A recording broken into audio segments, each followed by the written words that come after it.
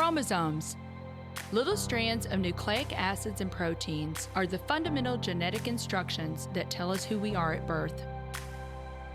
Most people are born with 46 chromosomes, but each year in the United States, about 6,000 people are born with an extra chromosome, making them a person with Down syndrome. If you've ever encountered someone with Down syndrome, you know that they are some of the kindest, most joyful people you will ever meet. They truly have something extra. My name is Lisa Nichols, and I have spent the last 24 years as both the CEO of Technology Partners and as the mother to Allie. Allie has something extra in every sense of the word. I have been blessed to be by her side as she impacts everyone she meets. Through these two important roles as CEO and mother to Allie, I have witnessed countless life lessons that have fundamentally changed the way I look at the world. While you may not have an extra chromosome, every leader has something extra that defines who you are. Join me as I explore the something extra in leaders from all walks of life and discover how that difference in each of them has made a difference in their companies, their families, their communities, and in themselves.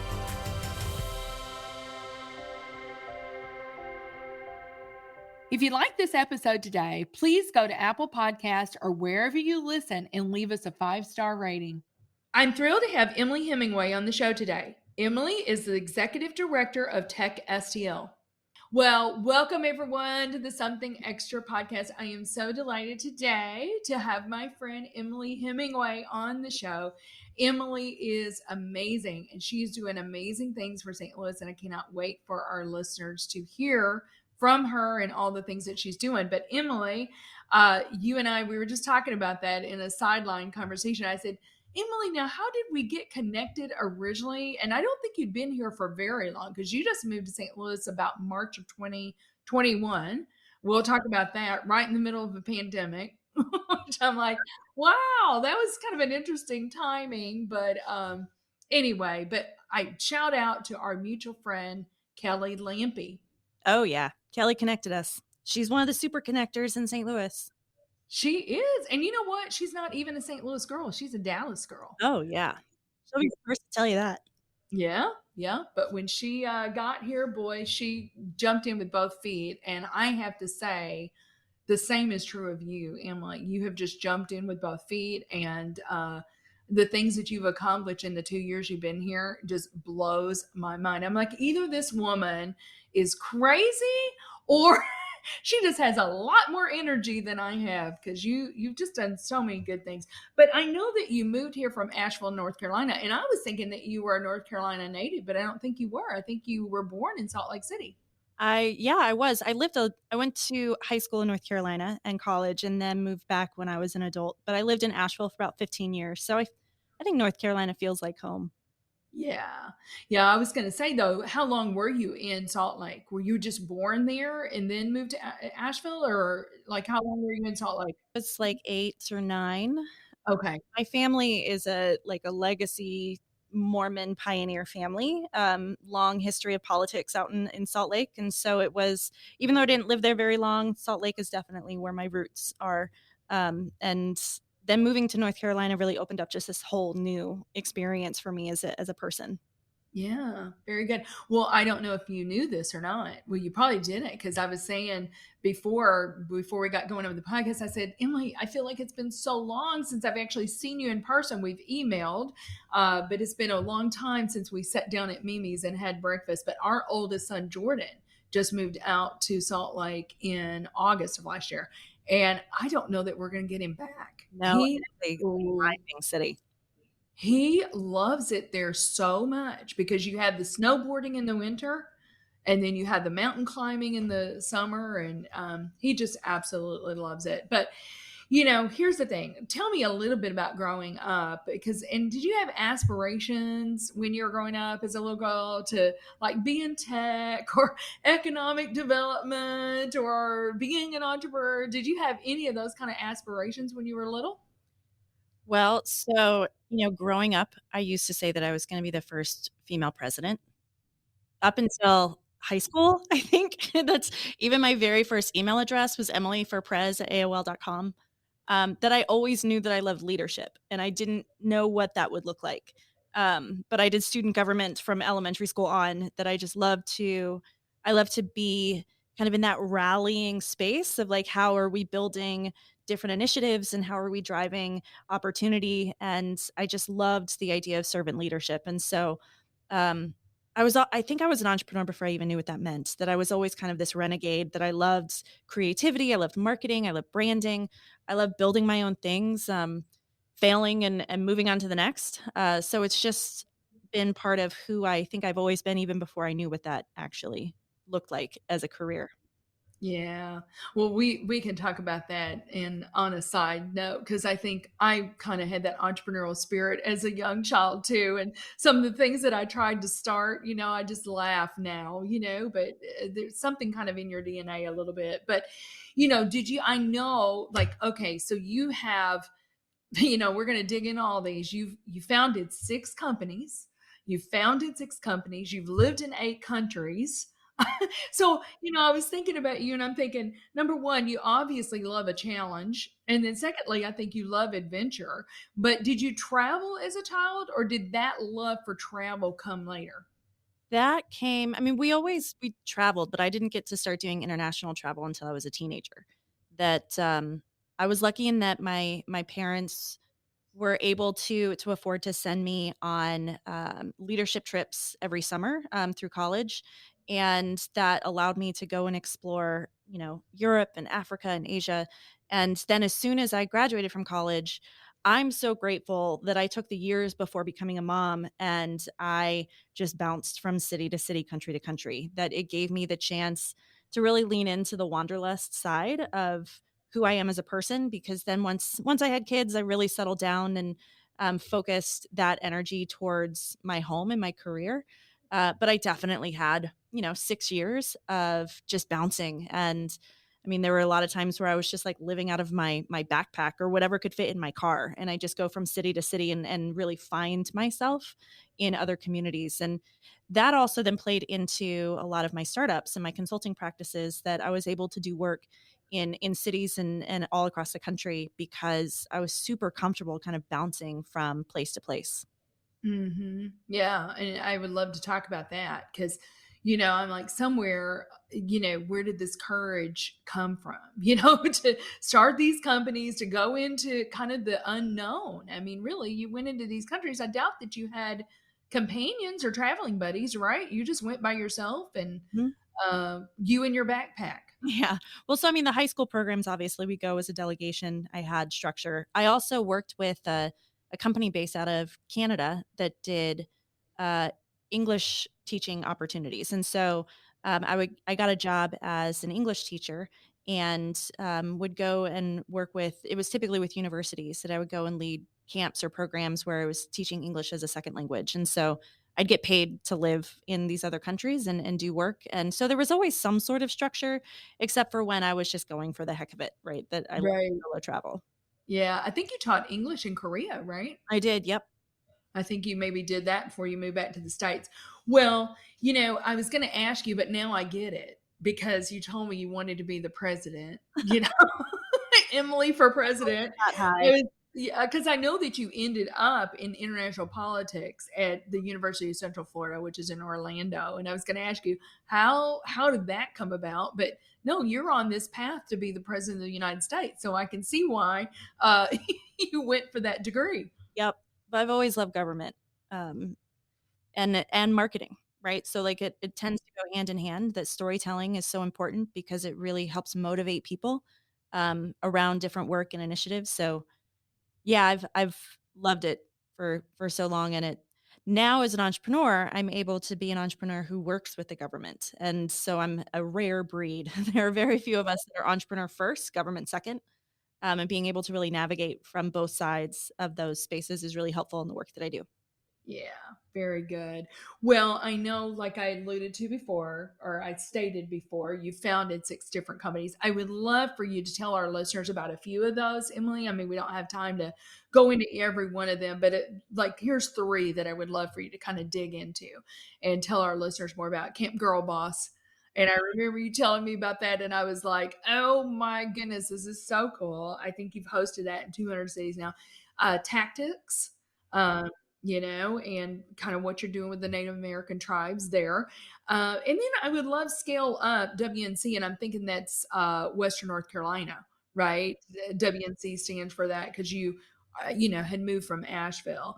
So can you dig into each of those and tell our listeners a little bit about them? Sure. So Scale Up is actually it's an accelerator in North Carolina, and it was part of the Scale Up America program.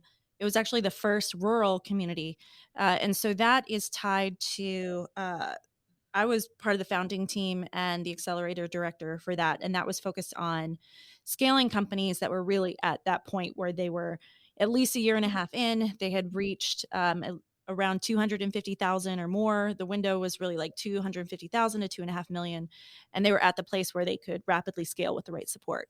And so I was part of the scale up team for 4 or 5 years, and was the director up until when I left North Carolina. So that was fun. That was great. That really helped me kind of learn the ropes on building accelerator programs. So I've been part of planning teams and programs in accelerators for a while, in a bunch of different regions, and I always love that model. Um, so Camp Girl Boss, that was one of the most fun projects that I ever got to be part of. So we launched it in North Carolina as a for-profit entity that it ran leadership and entrepreneurship summer camps for middle school girls ages 10 to 13. And after the first summer, we just hosted one big camp at UNC Asheville. We had over 50 girls in the room. The second summer, we hosted 10 camps across the region. And at that point, we realized that we really had something. That this was Camp Girl Boss was around 6 or 7 years ago when the girl boss movement was really just picking up and really looking at how I was part of the organization that ran entrepreneurship curriculum across the country, and they had a curriculum specifically for youth. And one of the things that we started looking at was how, typically for those youth camps, they would get the kids to build like a business plan over the course of the week. Mhm. And what we recognized was that, this generation leans in so much more heavily in the idea of being an influencer than necessarily being like a brick and mortar business owner. And that, they think through technology. They don't just think about a business plan. Like what 12-year-old wants to write a business plan? What adult wants to write a business plan? So That's the truth. yeah. So instead, we really incorporated technology and innovation, and we worked with the girls on building a website, building an e-commerce site, creating a video pitch, doing a logo on Canva, and getting a headshot. That at the end of the week, the girls actually had a website that they could sell whatever it is that we're building. And so we leaned in a lot more within the lanes that this generation wanted to look at when it came to business, and it just absolutely took off. That we scaled right around the pandemic, that we were doing a national expansion at that point, and we were able to do a number of virtual camps and work with communities all across the country on getting the program gone, really going viral. And so I was able to ultimately sell the program to a nonprofit organization, a CDFI, because it really needed to be led under a nonprofit. That there, as quickly as it was growing, there were just a lot of pieces that, as a for-profit, were really challenging to to maintain, especially because protecting the girls was our top priority, and really looking at hosting camps as well as the digital footprint of minors. It's super exciting and it's super challenging. And so making sure we wanted to make sure that we were able to find a home for that program with the kind of organization that had everything that they needed to do it well. And ultimately we did. And I was really grateful to be able to hand it off and to see where it's going now. So it's a great program, and I'm excited to see the next iteration. That is so awesome. Well, I want you to talk about tactics too, but let me ask you, have you had evidence of the impact of that? I mean, Emily, I'm trying to think of when you had started it. I mean, you haven't had girls. Have you had girls that have actually graduated from high school yet? For sure. So, now that we have been doing Camp Girl Boss for 6 or 7 years, we have been able to see how those girls are moving forward. And what's crazy is that, this this really appealed to girls that were already taking initiative in that space. A lot of these 10-year-olds would show up with a business, right? That they were already building a product, they were selling a product, they had customers. It was mind blowing.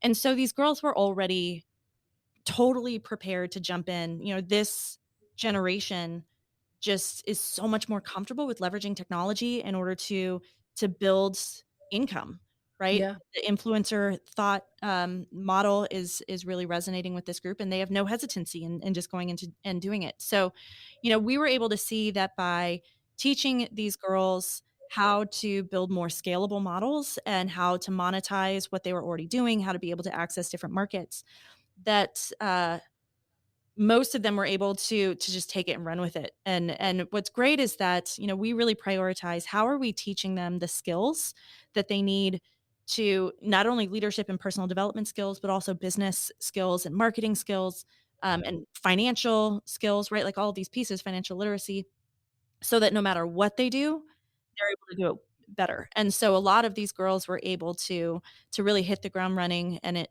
whether they started businesses or they started local community campaigns, that they were able to incorporate the lessons that they learned into so many different beautiful opportunities. And I've loved being able to watch all these girls grow up and knowing that we helped them get on Mhm. that path and really accelerate the work that they want to do in the world.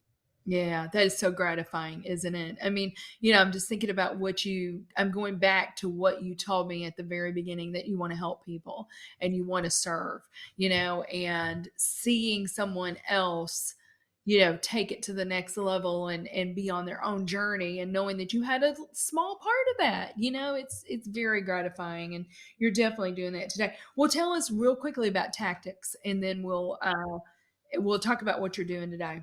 So tactics out of actually came out of what we learned with Camp Girl Boss, right? That we saw that we were able to simplify and package this learning process of supporting like the rapid launch and development of tech-based businesses. And so when we went back to the drawing board, we were like, can we teach this same thing to adults? And so it was during the pandemic where obviously we all had a lot more time on our hands. And so our team took that same model, and we rebuilt it for adults, and we started with Native American communities because that was where we have a lot of strong relationships. And so we built tactics to be. It started as a 90-day virtual accelerator that teaches digital marketing, e-commerce, and online sales to Native American founders. And so we built this really engaging, high touch training model. That it's a mobile app and an online learning community that is working with around 80 tribes across the country, and we're now able to really expand beyond Native communities. And so, we brought it here to St. Louis, that we were able to host. We had two different cohorts of BIPOC women. So we supported women founders who are Black, Brown, or Indigenous here in St. Louis, and really ran them through this 90-day training program that works with them on really up leveling their business through technology. And really excited to see how this is growing and how TechSTL can keep bringing these resources here to St. Louis, because we definitely need more educational opportunities, especially in technology. Yeah, absolutely. Well, goodness gracious. I've got about 50 more pages of notes here, Emily. So we're going to have to talk really fast. But, let's take a quick break, and then we'll be right back on the Something Extra podcast with Emily Hemingway.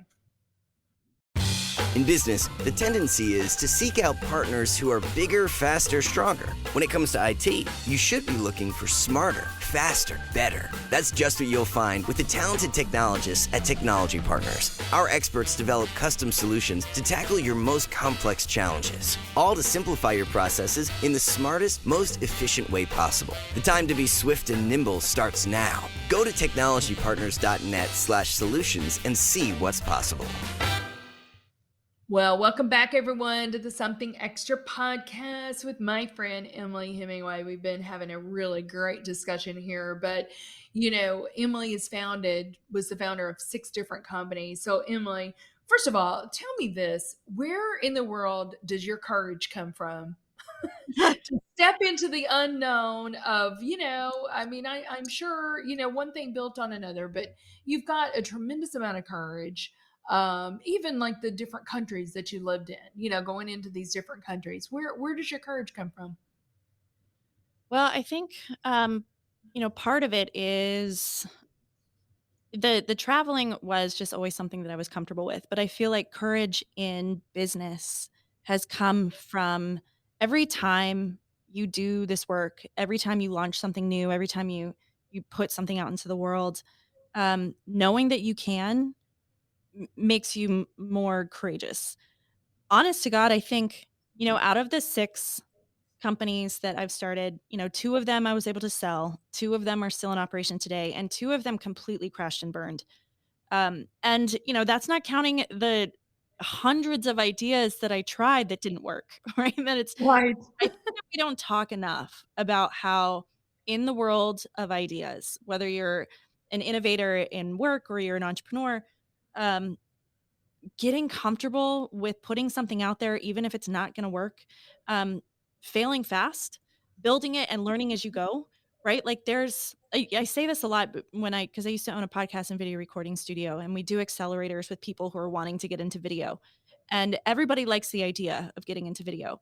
But the reality is that there are some skills that you only learn by pressing record, right? That you can think about it all day long, that you can build this plan. And yeah, it's intimidating. Of course, it's intimidating, but you don't get good at it unless you're actively doing it. And that's scary, right? That's putting yourself out there, that's being vulnerable, that's trying something, even if it's not going to work.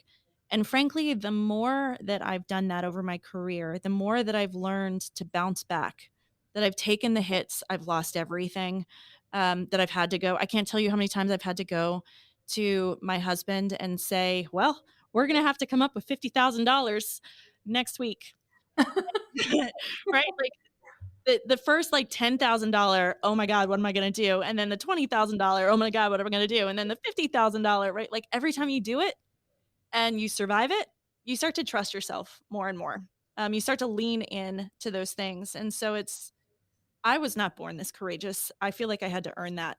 And it came from learning what I'm capable of and learning that I can keep pushing that line and survive it. And that's a trust in yourself that takes time, and it takes making the effort, and continually taking that leap of faith and knowing that you'll figure it out on the way down. Yeah. Sage advice. I love it. I love it, Emily. I know that that's going to help our listeners. Well, we what I really want to talk about now is what you're doing today. And there's a lot here, and I can't wait for our listeners to hear more about TechSTL. But in the middle of the pandemic, March of 2021, you packed up your children, 14 years of life in Asheville, North Carolina, which I know you loved, and you moved to St. Louis. First of all, why St. Louis? What brought you My here? And what? my mother, my Your mom mom. My mom lived here with her husband, and both her and my son have the same autoimmune disorder. And so through the pandemic, we had been able to make a lot of headway on helping my son with lifestyle changes and dietary changes. And so we moved here because we knew we could help my mom as well. So yeah, we packed up everything and we moved to a city that I think we'd only been here once or twice. So I knew nothing about St. Louis when I came, but it ended up being a great thing for me and my family. Well, what surprised you about St. Louis? I think I was surprised at how well it fit, right? This is such a beautiful city, and um, there's so many pieces that I feel like have been really healing for my children. Um, and how quickly we fell into something that really worked for us. Mm-hmm. Yeah. Well, you've jumped in with both feet. I mean, you really have. You've jumped in with both feet, and we could all take a page out of your playbook from that. But I mean, here's the thing: you've been jumping in with both feet in many regards for a long time. So, no surprise there. But you are the executive director for TechSTL, and it's really St. Louis's first tech council. But, how did this all come about, Emily? And tell our listeners about, I think we got a grant, and, it is a 501c6 membership organization. So tell us about TechSTL. What is the vision? What's the mission? What are you hoping to accomplish? So I was hired by the city of St. Louis, technically under St. Louis Development Corporation, SLDC. that they had received a grant from the EDA, and it was a COVID relief grant that the city had recognized that through COVID, we saw that St. Louis did not have an organizational champion that was really working towards advocating around technology. And that tech as a whole has become something very different. It's not just about tech business, it's about how there's tech opportunity in the homes and in the schools and across the community. That the pandemic really showed that that we need accessibility for all people, and that we still have a lot of gaps across the region. That those who were left behind during the pandemic because they didn't have internet access or they didn't have the tech skills to use it, that had an impact on applying for jobs and transitioning into remote work. For students, I mean, the kids would go home and they couldn't get on school, and so those gaps became even more visible. So this grant really challenged me and SLDC to figure out, if we had an organization that was built to advocate on behalf of technology and the data economy, what would that look like? And so when I was hired, I first did a couple of months of just a landscape analysis to try and figure out what was the need. And then I came back and I said, I think it should be a tech council, that it tends to be an organization that, because it's membership based, it can be a lot more diverse and robust, that we can build a network of partners that we need at the table, because this is such a complex challenge that we're facing, that it needed to be more than just a nonprofit. It needed to be a network. And so got approval from the city to launch, and then we hit the ground running. That by March, we had our first board of directors meeting. And yeah, we just passed our first year of operations. So it's exciting. Yeah, it is exciting. Well, and I've always said, I mean, we're going to dig into this, but Emily, there is a lot here. We have a very robust startup community. We have amazing, training and accelerators and things like that are going on, like Launch Code and Rung for Women and Claim Academy. We've got all these, but I've always said what I think you're bringing to the table. There's no glue, there's no QB that's bringing the team together. And I feel like, boy, I want our listeners to start digging into all of the research that you guys have done and the things, because I feel like that's who you guys are, that you're kind of that glue. You're the kind of the hub, if you will, of the wheel, right? And all the spokes, there's a lot of spokes, A lot of but stuff. then there's a lot of spokes, but then you guys are kind of that hub. Yeah, and it's funny because in our strategic plan, I actually quoted that from you of the You quarterback. did? Yeah.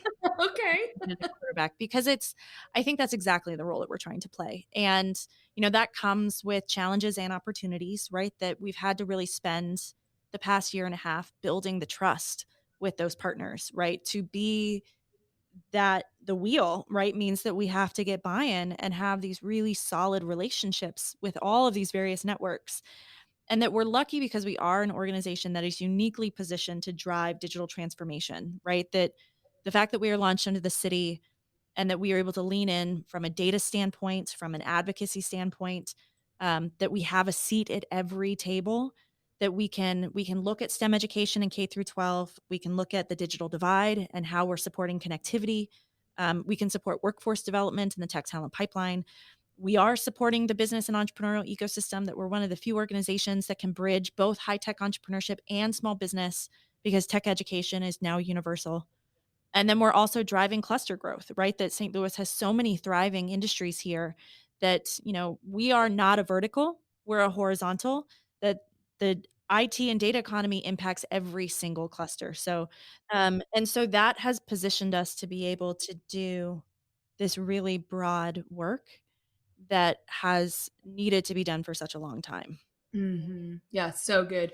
Well, tell me, because I know, and I think when you and I had breakfast for the first time, you were creating your strategic plan. You were creating the 5x5 matrix. Can you dig into that, like, just at a high level? I know it covers 15 different counties is your footprint, but the document, and we'll put this in our show notes, Emily, so people can dig in deeper if they want to, but it's like a 29-page document. So I know we don't have the time to go through all that, but can you just hit it at a high level? Yeah. So, we do serve the bi state. So it's 15 counties. Our big mission is to make St. Louis the most diverse innovation hub in the country by 2027, right? Like that's the overarching vision that we have. But our 5x5 are the 5 big goals that we think it'll take to get there. So the first one is to 2x our workforce. We did the IT labor market report and we're able to determine that our workforce is around 85,500 people in the tech workforce, but we have around 38,000 open tech jobs that we're struggling to fill, right? So doubling our workforce doesn't feel as aggressive when we know that we have half of that we need today. The others is to hit 50% diversity of our workforce. That by comparison to the workforce in general, our tech workforce is not nearly as diverse.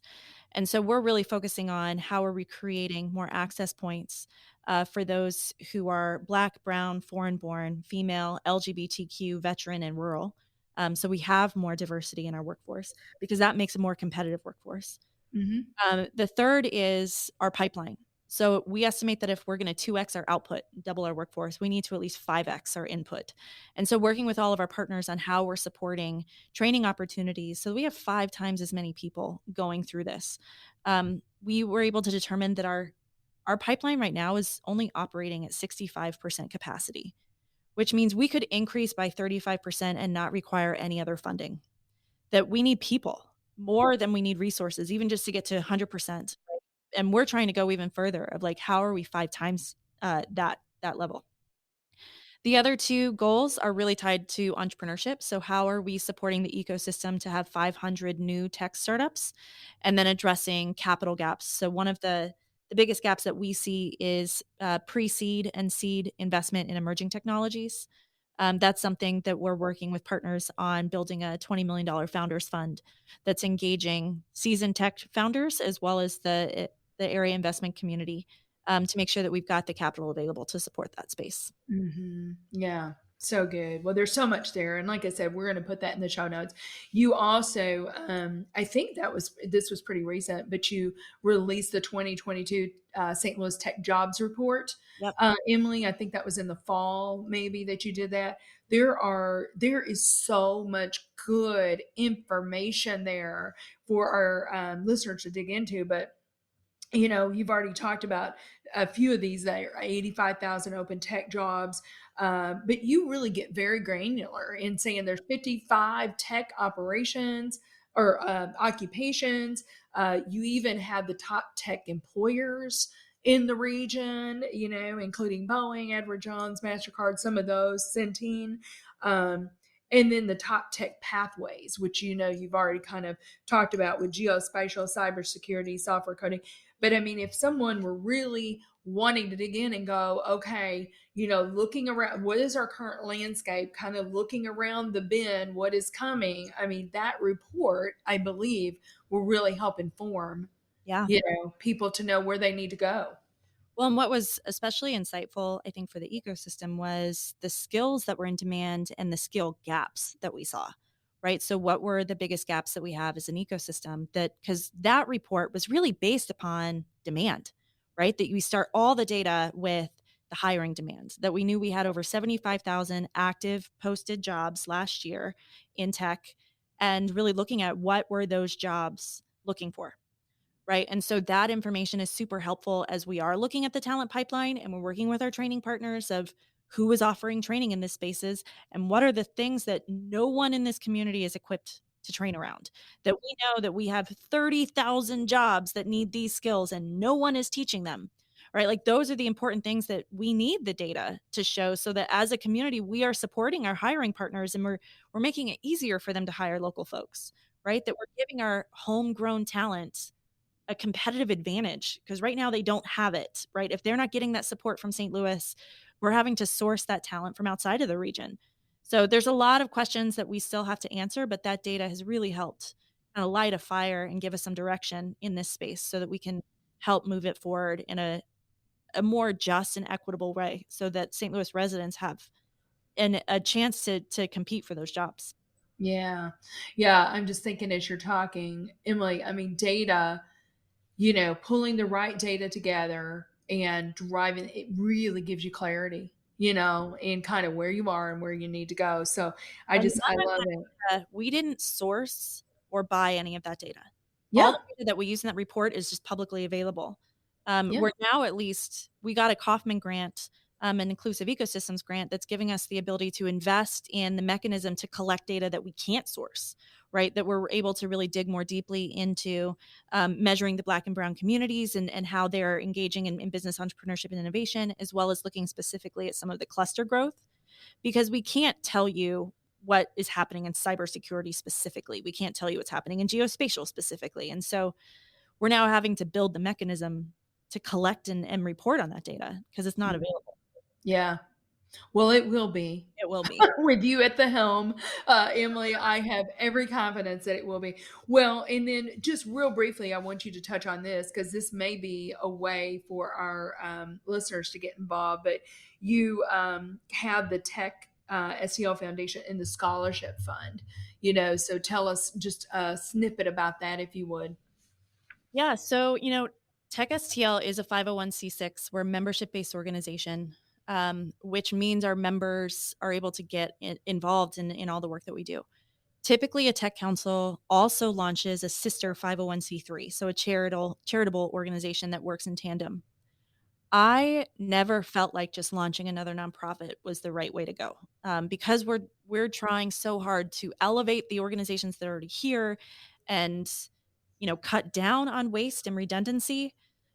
Instead, what we looked at is how are we building programs that are working with partners to deploy funds to support the work that has to happen, and using those funds as the ability to advance systems and improve policy and all of these different things. And so we ended up establishing a partnership with the Community Foundation, and we launched the STEM Scholarship Fund, which is focused on making funds available that can diversify our talent pipeline by supporting diverse residents to study technology in regional institutions. And so making sure that it's easier for locals, Black, Brown, female, LGBTQ, veterans, to be able to study in regional institutions so we can try and keep them here. So we've fundraised, we've hit the minimum that we can start deploying scholarships by this fall. So our last fundraiser was from Tech Week, and we surpassed that line. So we're able to start deploying scholarships, which is really exciting. And then the other is the TechSTL Foundation, and that has been built to be a competitive grant making arm, so that we can fund the projects and the programs across the region that really need to happen. And so right now we have 4 buckets that we support: STEM education, workforce development, business development, and then business capital. And so we're launching this fall. We're in the process of building our board for the foundation and then launching our fundraising so that we can start making available. The problem is that the problems that we're solving are $100 million problems, right? And they're not going to be fixed by just data or partnerships, right? They still require money. Yeah. And so we knew that we needed a mechanism that could appeal to that kind of investment, right? That we had a partner that was rock solid with the Community Foundation, and that we had the piece that we needed to manage and deploy those funds, and then use that funding as an incentive to improve systems, improve policy, really up-level the way in which things are working so that we're systematically making this better, right? And so we knew that we needed the kind of organization that could carry that. That TechSTL as an organization could not be that, but that this foundation could potentially be that. So that's what we're really working on crafting. Yeah. Yeah. Well, one more thing before we move into something extra, and I seriously think I could talk to you for hours and hours more because there's more things I want to talk to you about. But you had mentioned it, and I just want to say kudos for St. Louis Tech Week.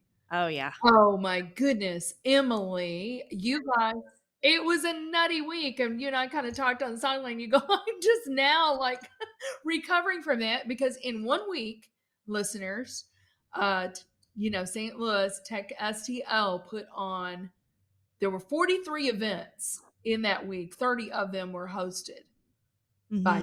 Tech STL. So, you needed time to recover from that, but kudos to you guys. Like those 30 events were mostly conferences in and of themselves. We had over 250 speakers in those 30 events. Like this city showed up.